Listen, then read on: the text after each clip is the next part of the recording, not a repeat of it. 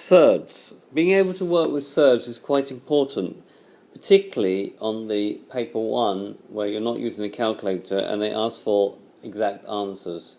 Also, you will find in trigonometry that you have to use some surds.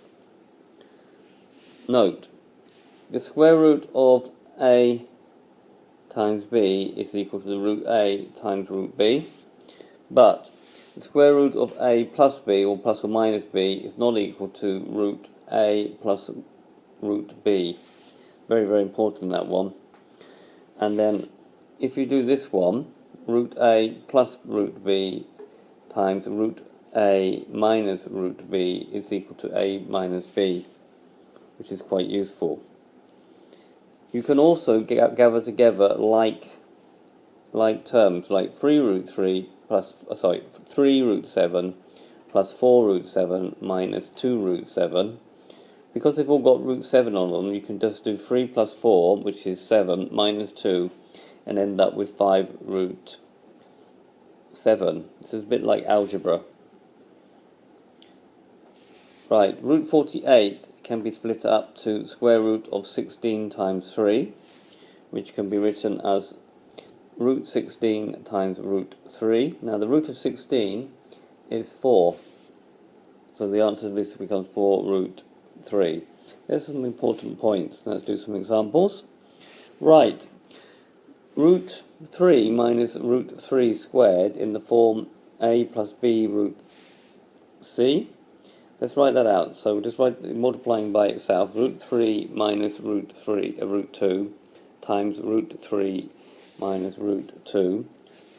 So if we do root 3 times this bracket, we get this, and then minus root 2 times this bracket, we get this, and then we'll take the square root sign in. So we get root 3 minus root 2 times root 3 minus root 3 root 2 plus root 2 root 2. The sign is plus because a minus times a minus makes a plus. Root 3 times root 3 is 3, and root 2 times root 2 is 2, and here we add together the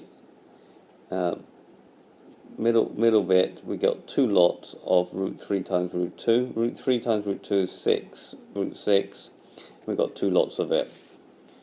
And then we end up with 3 plus 2, which is 5 minus 2 root 6. Work out 3 plus root 2 over 2 minus root 3. So when you're dividing with surds, what you need to do is actually a multiplication, and what you need to do is you have to multiply what's known as the conjugate of the diameter of the denominator. So you look at the sign here, which is minus, and you rewrite this as 2 plus root 2, and you multiply that one by that, and you must also do the same to the numerator.